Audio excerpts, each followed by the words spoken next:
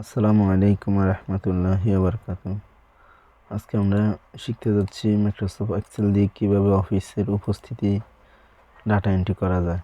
ধরেন আজকে কম্পিউটার সোসাইটিতে প্রথমে আমি আসছি, আমি কয়টা বাজে আসছি সেটার টাইম ডেট উঠে গিয়েছে।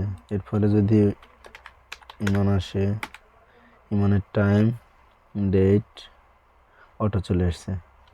এরপরে আমি যদি আরেকজনের নাম লিখি সৌরভ, অটো তার টাইম ডেট উঠে যাচ্ছে সিরিয়াল নাম্বার সহ।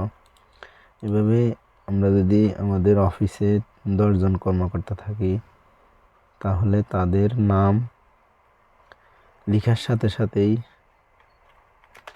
ইমরান, তারপর আমরা লিখতে পারি হাসান, তাদের টাইম ডেট অটো উঠে যাচ্ছে, সে কয়টা বাজে অফিসে প্রবেশ করছে।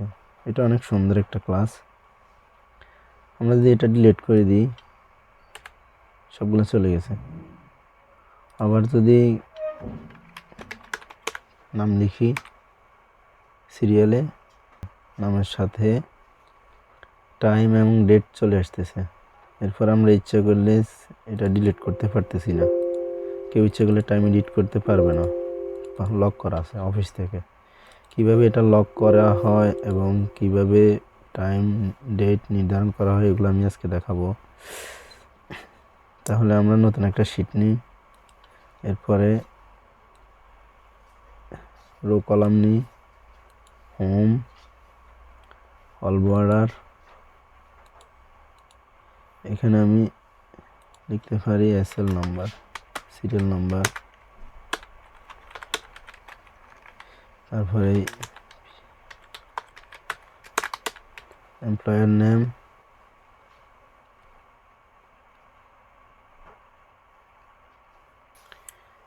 এরপরে লিখতে পারি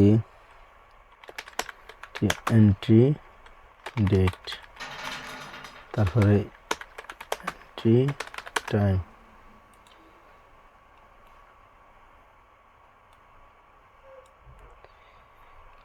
এরপরে আমরা সিলেক্ট করে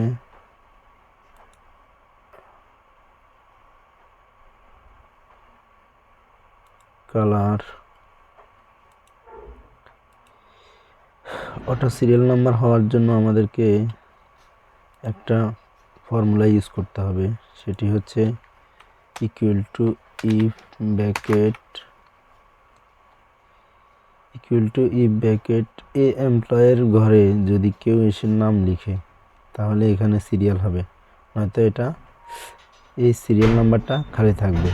তাহলে এ এমপ্লয়ের সেল নাম্বার নেম কি E5, তাহলে আমরা লিখব E5 সমান, যদি খালি থাকে বা ফাঁকা থাকে তাহলে এসএল নাম্বারের ঘরটাও ফাঁকা থাকবে। আর যদি ফাঁকা না থাকে তাহলে কি ফর্মুলা কাজ করবে, সেটা হচ্ছে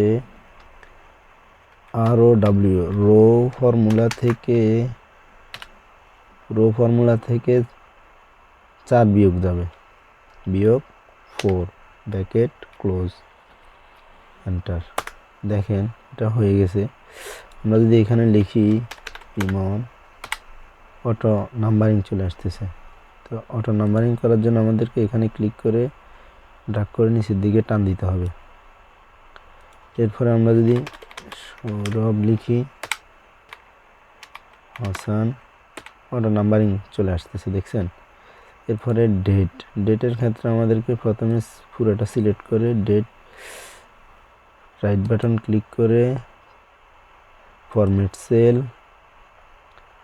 তারপর হচ্ছে ডেট অপশানটা খুঁজে নিয়ে আমরা কোন ধরনের ডেট দিব, কি ফরম্যাটে আমরা চাচ্ছি যে এরকম হবে। ওকে, টাইমের ক্ষেত্রেও সেম, সিলেক্ট করে right button click, format sell, time আমরা এটা দিতে চাচ্ছি। ওকে, ঠিক আছে। এরপরে হচ্ছে আমরা এই এন্ট্রি ডেটের ফর্মুলাটার কাজ করব, ইকুয়াল টু ইফ ব্র্যাকেট যদি এই এমপ্লয়ের ঘর সমান খালি থাকে, এই ঘরটি যদি খালি থাকে তাহলে অ্যান্টিডেটের ঘরটাও কি থাকবে, খালি থাকবে। আর যদি খালি না থাকে, খালি থাকার পর কোন ফর্মুলা কাজ করবে, ইফ ব্র্যাকেট এই সেলের নাম হচ্ছে উপরে এফ পাশে 5, F5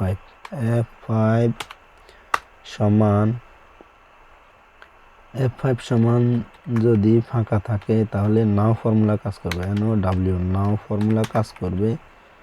আর যদি ফাঁকা না থাকে তাহলে F5 এ যা আছে তাই থাকবে, F5 এ যা আছে তাই থাকবে, ব্র্যাকেট ক্লোজ, এন্টার। দেখেন আমরা যদি এটা ডিলিট করে দিই,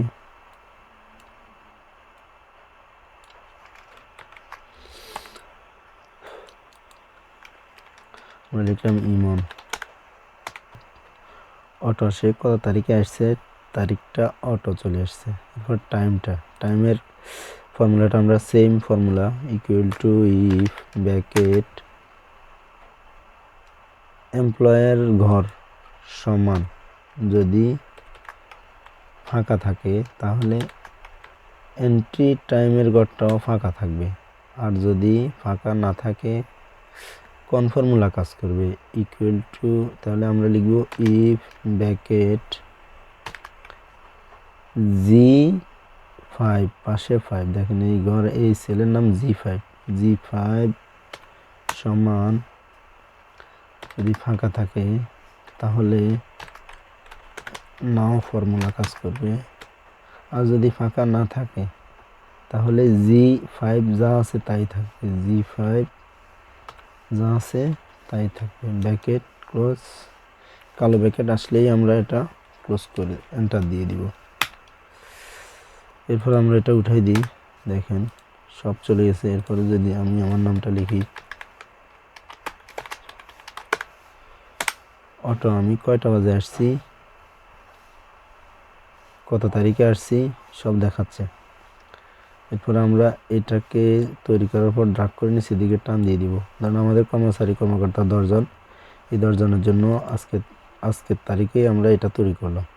এরপর আমরা যদি অন্য আরেকজনের নাম লিখি, এটা আমি ড্রাগ করে নিচের দিকে টান দিতে হবে।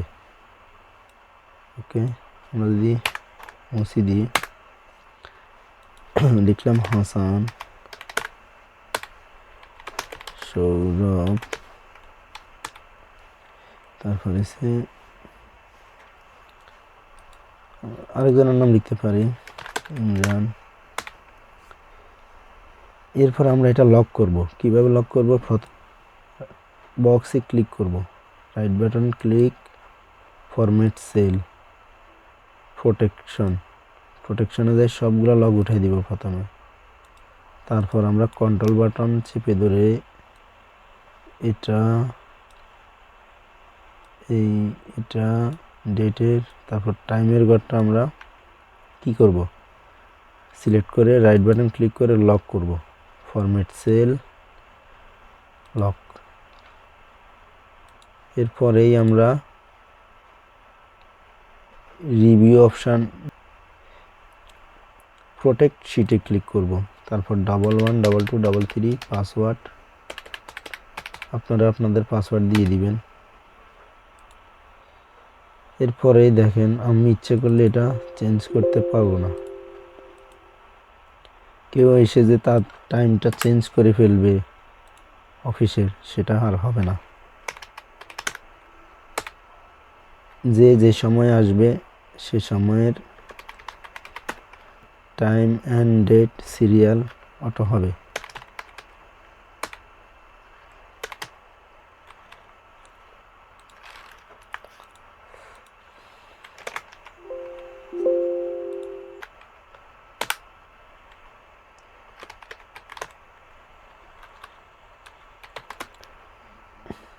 আশা করি বুঝতে পারছেন।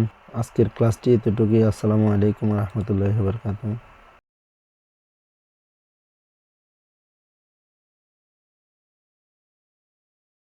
প্রথমে আমাদেরকে একটা অপশন চালু করতে হবে,